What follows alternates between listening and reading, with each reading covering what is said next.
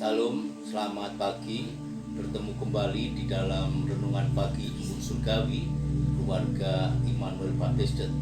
Bapak Ibu Saudara, sebelum kita akan menikmati kebenaran firman Tuhan, mari terlebih dahulu kita berdoa. Bapa yang bertata di surga, Engkaulah sang pokok kebenaran, pokok kehidupan. Pagi hari ini kami mau menikmati santapan rohani. Kami mau menerima embun dari surgawi. Berikan nikmat-Mu, rasa syukur itu bisa menjadi kekuatan kami di dalam aktivitas hari ini. Dan kiranya firman yang Kamu sampaikan bisa menjadi kekuatan yang baru. Dan kami diperkenankan untuk menyenangkan hati Tuhan terus. Di dalam nama-Mu Tuhan Yesus Kristus, Hamba-Mu percaya akan benar firman-Mu. Dan biarlah semuanya itu tidak berlalu dengan sia-sia. Haleluya. Amin. Firman Tuhan pagi hari ini saya ambil dari Yohanes 15 ayat 1 sampai 8 ya. LAI memberi judul pokok anggur yang benar ya. Tetapi dalam penggalian saya menemukan hal yang makin diperbaharui bagi orang-orang percaya ketika kita membaca firman Tuhan, diulang kembali dan menemukan kebenaran itu semakin menambahkan kita bahwa Tuhan kita, firman yang ditulis dalam Alkitab itu hidup. Oleh karena itu saya beri judul tinggal tetap di dalam Yesus ya. Saya akan membacakan dengan cepat ayat 1 sampai 8 Bapak Saudara. Akulah pokok anggur yang benar dan Bapakulah penguasanya. Setiap ranting padaku yang tidak berbuah dipotongnya, dan setiap ranting yang berbuah dibersihkannya, supaya ia lebih banyak berbuah. Kamu memang sudah bersih karena firman yang telah kukatakan kepadamu. Tinggallah di dalam aku dan aku di dalam kamu, sama seperti ranting tidak dapat berbuah dari dirinya sendiri kalau ia tidak tinggal pada pokok anggur. Demikian juga kamu tidak berbuah jikalau kamu tidak tinggal di dalam aku. Akulah pokok anggur dan kamulah ranting-rantingnya.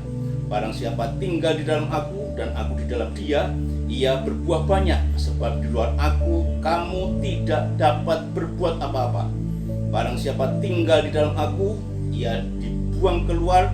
Barang siapa tidak tinggal di dalam aku, ia dibuang keluar seperti ranting dan menjadi kering. Kemudian dikumpulkan orang dan dicampakkan ke dalam api lalu dibakar. Jikalau kamu tinggal di dalam aku dan firman-Ku tinggal di dalam kamu, mintalah apa saja yang kamu kehendaki dan kamu akan menerimanya. Dalam hal inilah Bapa-Ku dipermuliakan, yaitu jika kamu berbuah banyak, dan dengan demikian kamu adalah murid-Ku ya. Bapa-Kulah pengusahanya. Kita mengakui bahwa ada otoritas yang mutlak, bahwa Allah Bapa pencipta alam semesta, dan kita di dalam ranting-ranting yang bertumbuh itu, kita punya sang pokok kebenaran. Tentang kebenaran itulah kita mau belajar. Bagaimana kita mau menghidupi iman kita. Apakah kita siap dibersihkan oleh firman itu? Kalau kita mau berbuah lebat, pastilah kita bersedia untuk dibersihkan agar tumbuh subur dan berbuah banyak, Bapak Saudara. Dan ketika kita menyatu dengan sang pokok, kita menyatu dengan dia, pasti juga kita mau hidup dalam kehendaknya. Kita mau menerima apa yang menjadi bagian kita, agar kita semakin terlihat dipersiapkan untuk menjadi berkat, Bapak Saudara. Oleh karena itu, ketika kita tinggal tetap di dalam Yesus, bagi seseorang yang percaya kepada Kristus, menerima pengampunan dosa, dia sudah menerima hidup kekal dan kuasa untuk tetap tinggal di dalam Kristus. Setelah kuasa itu diberikan bagi orang percaya, kita punya tanggung jawab supaya tetap selamat dan tinggal di dalam Kristus ya. Berarti tetap tinggal itulah yang menjadi dinamika pertumbuhan iman kita, supaya ranting yang adalah diri kita yang menyatu dengan sang pokok itu terus sumber kebenaran itu mengalir.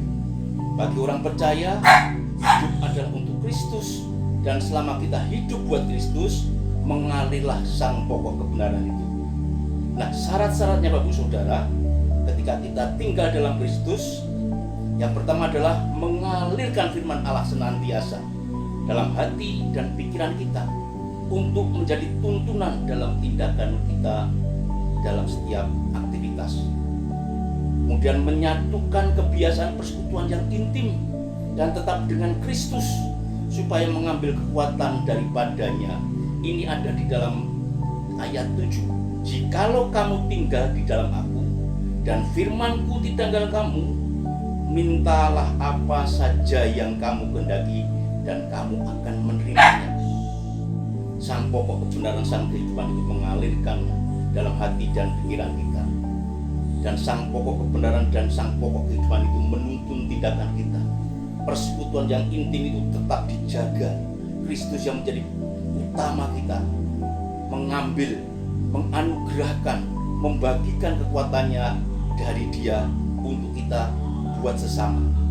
Yang kedua, Bapak Saudara, mentaati perintah-perintahnya, tinggal dalam kasih-Nya, dan saling mengasihi.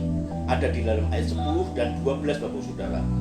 Dan yang poin ketiga adalah memelihara hidup kudus melalui firman Allah, menolak segala dosa dan tunduk kepada pimpinan Roh Kudus. Di dalam ayat 17 saya membacakan buat Bapak Ibu Saudara pendengar setia Embun Surgawi.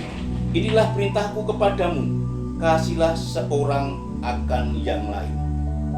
Karena Yesus Kristus sudah mengasihi kita, puncaknya di kayu salib, kematiannya itu mengampuni setiap orang yang tidak mengerti apa yang dia perbuat. Maka buat pengikutnya, orang-orang percaya, kita diwajibkan untuk mengasihi orang lain. Oleh karena itu, Bapak Saudara, ketika Paulus memberi respon progres atas imannya, dia membagikan kesaksian di dalam kitab Roma pasal 8:14. Semua orang yang dipimpin Roh Allah adalah anak Allah. Itulah keimanan bagi orang-orang percaya yang mau tinggal tetap di dalam Yesus Kristus. Maka kita yang mau dipimpin Roh Allah, dipimpin oleh sang pokok kehidupan, sang kebenaran, kita adalah anak Allah. Sebagai penutupnya, Bapak Saudara, untuk tetap bisa beroleh pertumbuhan dan berbuah di setiap musim, tidak harus tinggal tetap bersama sang pokok kehidupan. Maka jangan lepaskan kasih anugerahnya, agar kita memiliki damai sejahtera dan kita mengalirkan berkat keselamatan itu bagi sesama. Bukti kasih kita untuk orang lain.